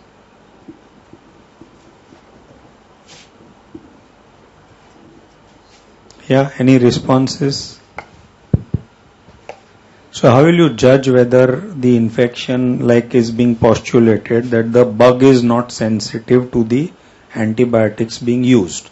So how will you judge that?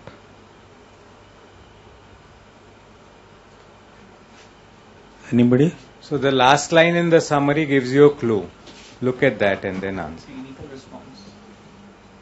But then breathlessness also means again effusion will increases and then improvement in breathlessness also did not occur. No, I didn't get you. Breathlessness improved, no? Fever persisted. But if the organism is still there, then it will again accumulate the fluid or maybe empyema, then Okay. it again reappears in the So what she is symptom. trying to say is if the bug was not sensitive, then the bug would cause more complications. So recollection of fluid or local complications within the parenchyma. So more and more, so the child will be more and more sick. So what you need to ask is it just fever persisting, or is the child continuing to be very sick or even more sick than before?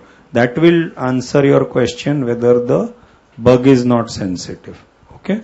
Sir, until we drain whole the pus, if the pus is loculated. Correct. Absolutely. So that's the other thing, to find out whether there is any other loculated area of pus left. So that's another thing to find out.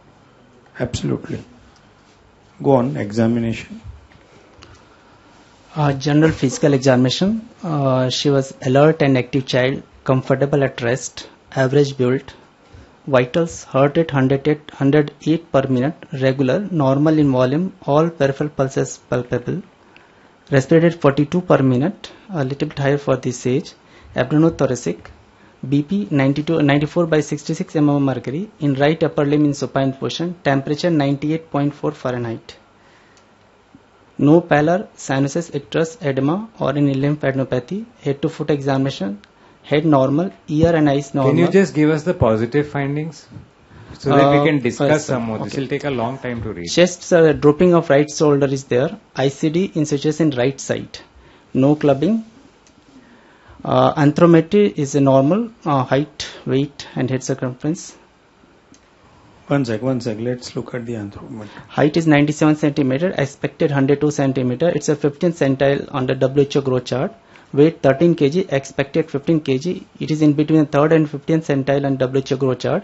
Head circumference 50 centimeter is a 50th centile and WHO growth chart. Mid upper arm circumference 40 centimeter normal. Okay. Inspection, child in sitting position, chest and abdomen exposed. Trachea slightly shifted to right. Apex beat seen in the left fourth intercostal space in mid-clavicle line. Dropping of right shoulder percent.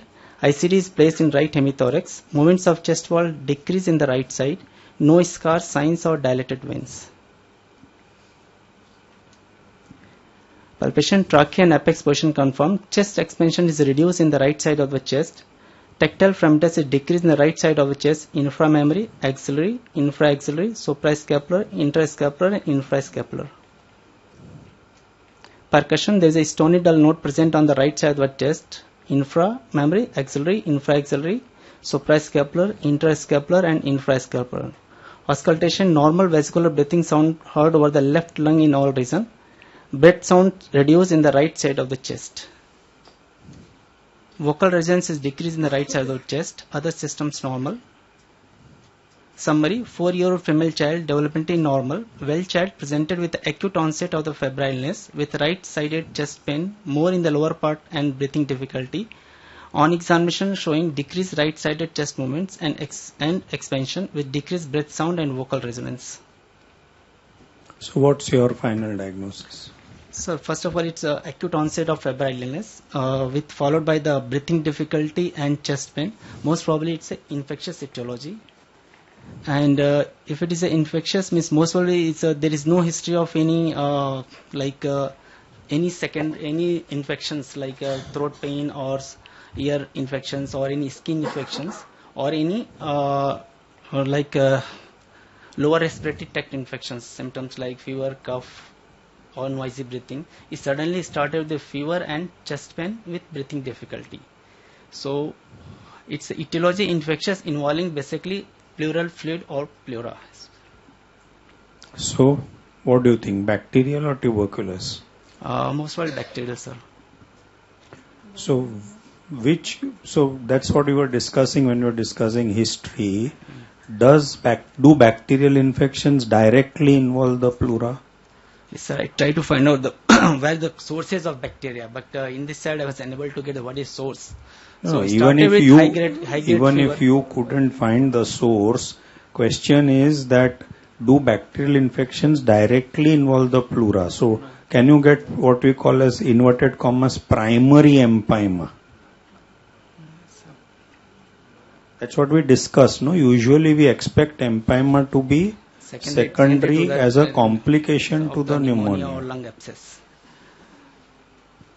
Anyway, I think, sir, anything more to discuss or we go to investigations? So clinically the signs are just of fluid in the pleural cavity. The whole question is what is the... Tushar? I was just curious that you have an ICD in place. And still there are signs. And then of still fluid. there are signs. Coming to that. So how do you explain that? Signs are anyhow this So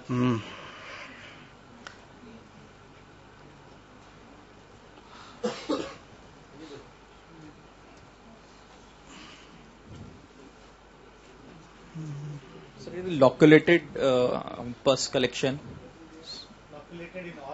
So Loculated maybe in all regions of right side? sometimes we need to put one more ICD. No, but one ICD you have put. No? So if you thought more were required, you would have put more. Sir said, no, there are enough ICDs and enough people. Sometimes No, bronchopulmonary I'm not fistula. joking. What my question is very simple. Once you put an ICD in an, assuming, as you all say, it's empyema, would your signs on clinical examination still show you empyema or will not show you?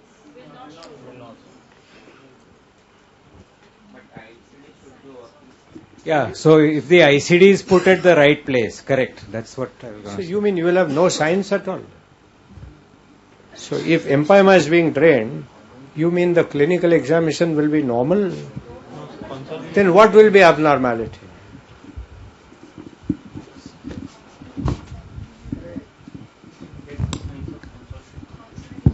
Signs of underlying, if consolidation is there, that will remain, but that stony dullness and that will decrease. So what she is saying is that inflamed pleura will still give you the same signs, except the breathlessness, except the mediastinal shift. Okay, but the signs will still remain, because the signs are not necessarily the fluid, but also the inflamed pleura. So the question that I wanted you to put is, suppose there was no tube there, so you don't call it an empyema now. I'll give you these signs. He said the trachea was to the right, and findings are on the right. My diagnosis is collapse, or thickened pleura, or a mass there, or an effusion. Because Now debate on that. he also Now- said drooping of the right shoulder. Yeah, That drooping also of the was right bothered. shoulder. So That's a chronic disease. So It's a collapse. Now forget the tube and the history for a while. We are just looking at how you would have looked at those signs. So tell me now, could it be a collapse? Could it be thickened pleura? Could it be an effusion? Or could it be some mass and a tumor there and giving you same signs? Diminished air entry, impaired note. Stony dull note is not now MD DNB. Because I'll ask the candidate which stone. So when you want to say pleural effusion, you call it stony dull. All that I say is impaired. Okay. So don't bring in stony dull to say it's an effusion. All dullness is here, isn't it? So stony dull is not. So now tell us, how do you differentiate? But that's the only discussion here really.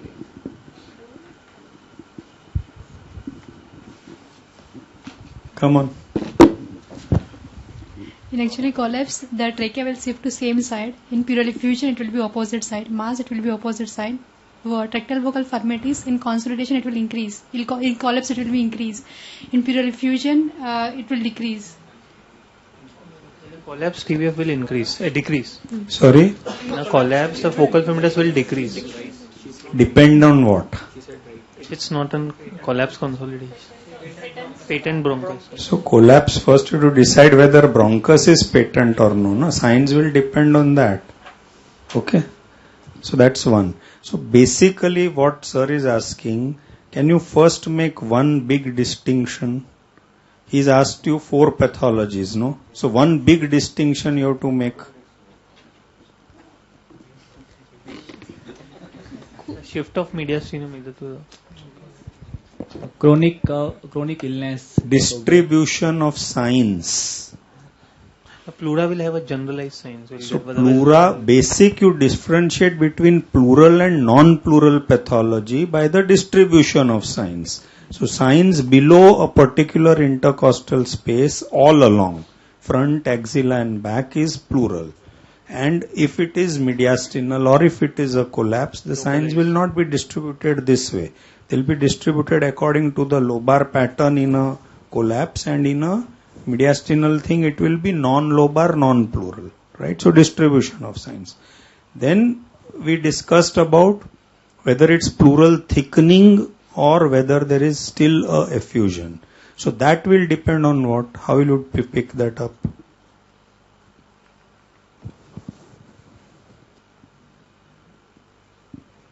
We've seen children here, no, with pleural thickening. So sickness is better, so the child is better. What happens to the underlying lung in a child who has a effusion just now and who just has a thickened pleura? What will happen to the underlying lung? Any difference? In case of a effusion. Sorry? In case of an effusion, there will be a collapse. Yeah, and in the thickened pleura? What will happen to the underlying lung? It will start start expanding again, no? Okay. So you will get some better movement on that side, you may get some breath sounds on that side. They'll be diminished, all right, but comparative. So this is between, so sickness of the child less and some signs on that side of the underlying lung expanding. These will be your signs to say that this is thickened pleura. The signs are extensive, but the child is not breathless. Signs are extensive, but there is no mediastinal shift. Then we know that it is probably a thickened pleura. A small effusion and a small thickened pleura can't be differentiated. That's only on subsequent radiology or whatever. But we just want to be making sure that you are able to interpret clinical signs, considering that you have got the right signs. That's a different story. Okay, but in respiratory condition, what he said is most important is the distribution of sign. Pleural effusion can have no breath sounds, can have bronchial breath sounds. So that does not differentiate to. A cavity can have no signs or every sign. Cavity may not have bronchial breathing because there is no connection. Okay, cavity can be filled with fluid, so it will be impaired. If it's filled with air, it could be tympanitic. So where are the signs? Signs are distribution. And I think that's what we are making it at. Do you have any X-ray on this? Actually, it was, suppose this particular child is tapped and there's hardly any fluid in the pleural cavity, but the child continues to be dyspneic. There is no fluid to explain dyspnea.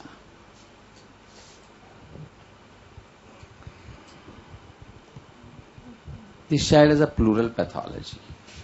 So he has serositis. Is there any other organ which can be affected with pericardial? So don't just look at the pleural. There is next to pleura pericardium also. And this particular child could have a small, not very large necessarily, but enough to produce cardiac tamponade, and the breathlessness is coming from cardiac problem. So whenever there is pleural effusion, don't forget that there is heart also, and both can give rise to. Our primary attention is always on the pleura, but if there is no enough explanation for signs, then look at the pericardium. So also for empyema and pyopericardium also. You have addressed the pleura there, but you have not addressed the membrane around the heart. You have any investigations on Actually, I just evening went, the child went for wet in the OT. So I got the X-ray in this tablet is there. Okay. No, sir. Actually, they didn't give me the X-ray. They told they want X-ray for the surgery procedure. So you read it. It's a PA-view X-ray. There is a sure.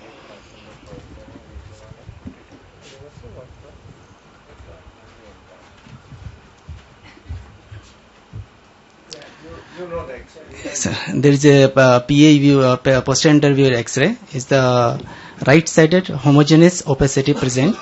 There is a obliteration of the costophrenic angles. Mediastinum shifted to the right side. Right side lung is collapsed.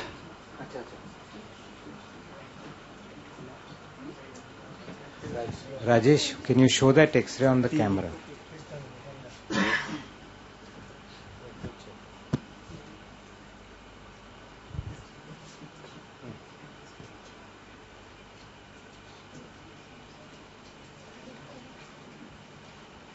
Yeah.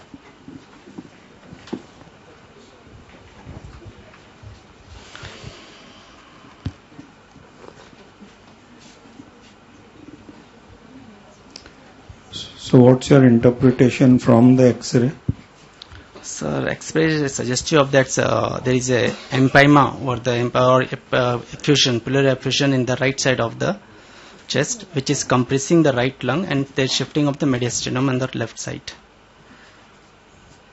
Okay. Final diagnosis? This final diagnosis is acute. This is most acute bacterial infections, most probably empyema thorax. I think we have discussed this now, that if there is nothing underlying, then we take it with suspicion, with some bacterial pneumonia and empyema, or it's a primary pleural disease. But in tuberculosis, is it primary pleural? Where does it go to pleural? It's also secondary pleural.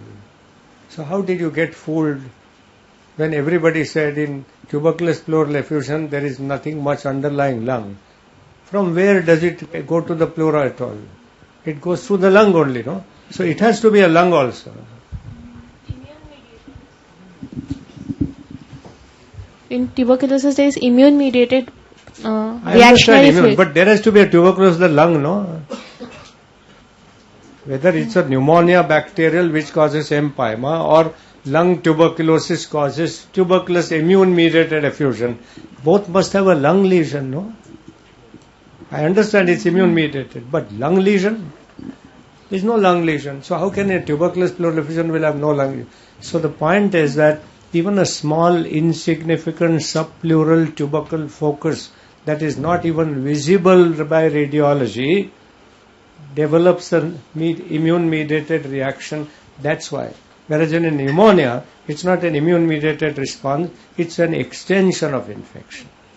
Therefore, many times that. But it's not that in TB you never see a pneumonia and an effusion.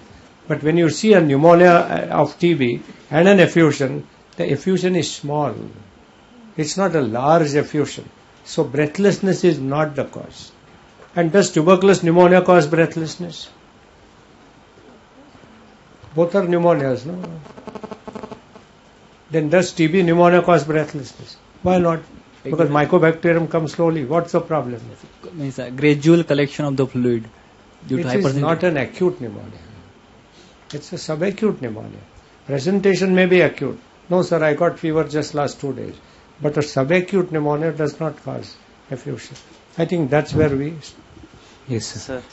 I think when you were discussing your differential, you must talk about this child being well nourished, not being sick in the past, and therefore the story of this being an immune-mediated response as in tuberculosis, underlying lung being normal, all these points have to be brought in. The only thing which is a little against this being a tuberculous effusion is the baby is too small. 4 years is not the usual age when we see this, little older children. A couple of comments about the previous case. They were confused about what the final diagnosis was.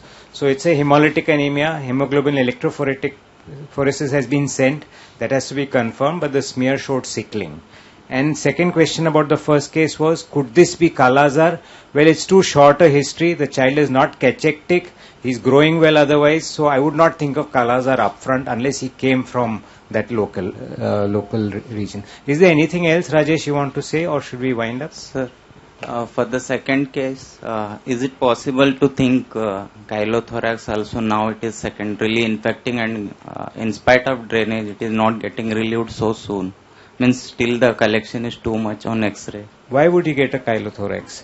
No, I think one thing which we missed out on the history was you must observe what you see in the child. So when you're taking a history, that child is lying there is a tube coming out of his chest, you must describe the nature of fluid that is coming out. Because we are all assuming that you're talking about this being pus and this thing. If you tell us it's straw-colored fluid coming out, matter would have got sorted out immediately. Or for that matter, chylothorax. Again, chylothorax, the child will have some story which precipitates it. Secondly, if it's a long-standing process, the kids with chylothorax are really emaciated. They really waste a lot. So I would not think of that. So we wind up, yes. And sir, the ICD was just put it on the third or fourth day of illness. So generally exudative phases were 24 to 72 hours, and fibropurulent stage start after third day. So because of formation of some fiber, something fibrous. So what are you talking about? In which pathology? Empyema? So it's the second stage of putting ICD causing persisting. No. First, are you convinced that this is unlikely to be an empyema or more of a tuberculous pleural effusion which is allergic? So it's empyema. See, his point is that because the ICD was put after loculation happened, the ICD didn't work. That's his point he's trying to say. And that's why he's saying this is still empyema. But ICD didn't work because it was put by then already loculation had happened. We are all saying that when the underlying lung is normal, it is very unlikely to be empyema. So your X-ray which you showed just now, that X-ray does not show a pneumonia in the underlying lung, right? So we feel that when the underlying lung is normal, it is less likely to be empyema. Actually, there is nothing in the history to suggest empyema. Everything has started acutely, and suddenly, and there is nothing. High fever is as a result of immunological process. So now are you convinced that this is not an empyema and more of a tuberculosis? I told you very nirbhay, but not so nirbhay that you after discussing everything also. Age is very peculiar. He is neither too young nor too old. He is 4 years. So normally 4 years, less likely to be empyema, less likely to be allergic effusion also. But so we conclude this clinic today. Thank you so much for joining us. We won't be having a broadcast next week. Actually, the broadcast was to be from Delhi, but they have their exams. And next Thursday is Dasera, which is a holiday. So we meet on the 29th of October at Sion and at 6 p.m. See you there.